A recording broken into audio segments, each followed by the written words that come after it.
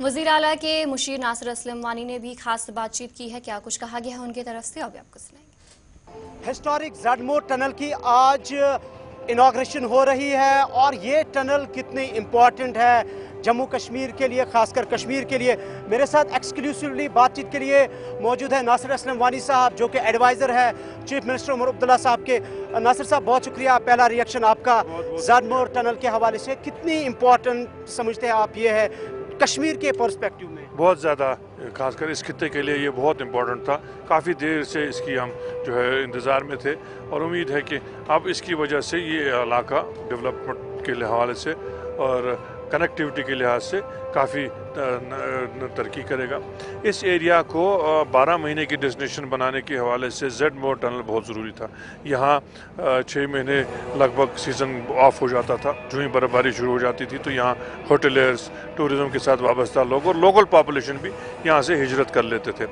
अब 12 महीने की डेस्टिनेशन बनेगी और यहाँ सबसे जो इसकी एक खुसूसियत है, यहाँ बर्फ़ ज़्यादा होती है और यहाँ की जो स्लोप्स हैं नेचुरल स्लोप्स हैं, चाहे बिगनर्स के लिए मान लिए, चाहे इंटरमीडिएट के लिए मान लिए, एडवांस स्कीयर के लिए मान लिए, बल्कि एक्सट्रीम स्कीयर के लिए भी यहाँ जो है स्लोप्स दस्तियाब हैं। और हमें अब हमारा फ़र्ज़ है कि एक बेहतरीन कंसल्टेंट को इंगेज करके, जैसे चीफ मिनिस्टर साहब ने कहा, उसको इंगेज करके यहाँ मल्टीपल लिफ्ट्स लगाई जाएंगी, जिससे न सिर्फ ये मुल्क में बल्कि बैनुल अक़वामी लेवल पे भी एक सबसे बेहतरीन स्की डेस्टिनेशन के तौर पे उभर के आए। जिस तरह से प्राइम मिनिस्टर इसकी इनाग्रेशन कर रहे हैं, चीफ मिनिस्टर साहब आ रहे हैं, एलजी साहब आ रहे हैं, और ये जो एक गैप सा लग रहा था शायद हुकूमत के बीच में, लेकिन अब जो एक ही स्टेज पे सब है, एक बड़ा प्रोजेक्ट इनाग्रेट हो रहा है, कितना मस्बत इकदाम है जब हम सियासी एतबार से इस चीज़ को देखते हैं? देखिए, ज़रूरी है इलेक्शन के दौरान हम सियासी इख्तलाफ आपस में रख सकते हैं और एक पॉलिटिकल इख्तलाफ आज भी रख सकते हैं,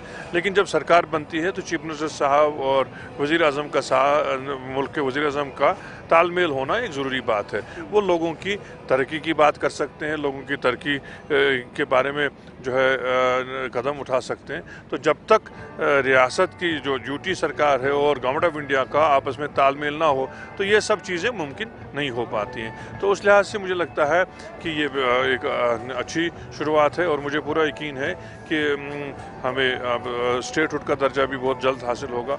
उससे इस रियासत में जो एक थोड़ा बहुत कन्फ्यूजन बीच में क्रिएट होता है वो दूर हो गए, हम इस रियासत के लोगों की भलाई के लिए काम कर सकें, यहाँ की तरक्की के लिए काम कर सकें, यहाँ के नौजवान के रोज़गार के लिए काम कर सकें। नासिर साहब, जैसे आपने स्टेटहुड की बात की, अभी हुकूमत राब्ते में है सेंटर के साथ और किस तरीके की उम्मीद की जा रही है स्टेटहुड का? अभी कितना इंतज़ार करना पड़ेगा? ऑल दो कि सुप्रीम कोर्ट ने भी कहा है, होम मिनिस्टर साहब ने कहा है, प्राइम मिनिस्टर साहब ने कहा है और आपके मैनिफेस्टो में भी ये कहा गया है। उम्मीद तो है, जिस तरह वज़ीर आला साहब मरकज़ी जो है लीडरशिप से मिले हैं पिछले कुछ दिनों में, जैसे आपको भी उसका इल्म है, तो उनके भी जो उसमें जो क्लैरिटी है कि नहीं जी, स्टेटहुड को जल्द ही यहाँ रिस्टोर करना चाहिए।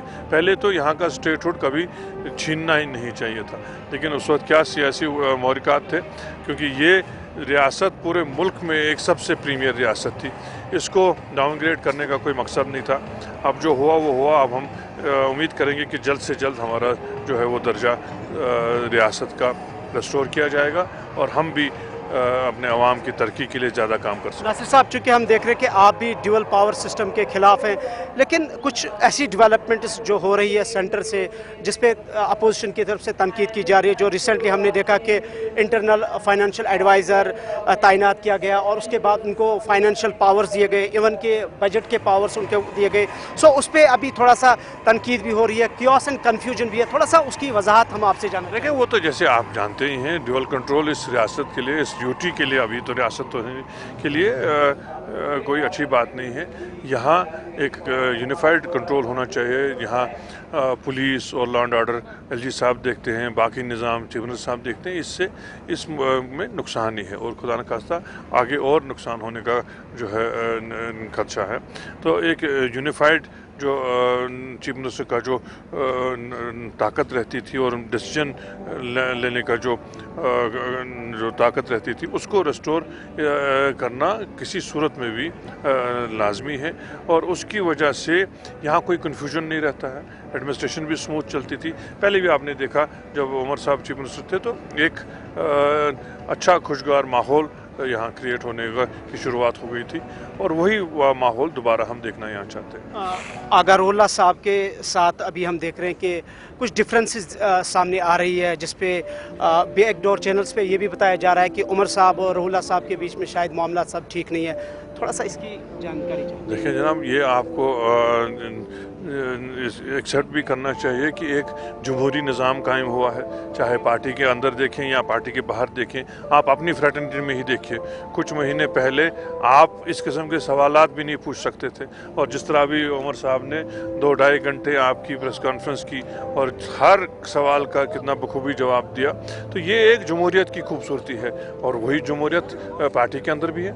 आखिरी सवाल मेरा नासिर असलम साहब, चूँकि आपने मैनिफेस्टो में वादे भी किए हैं, हुकूमत को अभी 2.5 महीने भी नहीं हुए हैं, और दूसरी तरफ से आवाज़ें भी उठ रही है, और यहाँ से हम देख रहे हैं यूटी में है, और स्टेटहुड का रेस्टोरेशन होना भी अभी बहुत दूर तक नज़र नहीं आ रहा है। क्या पॉसिबिलिटी है अगर स्टेटहुड रेस्टोर नहीं हुआ वो वादे पूरे किए जाएंगे जो मैनिफेस्टो में कहे गए?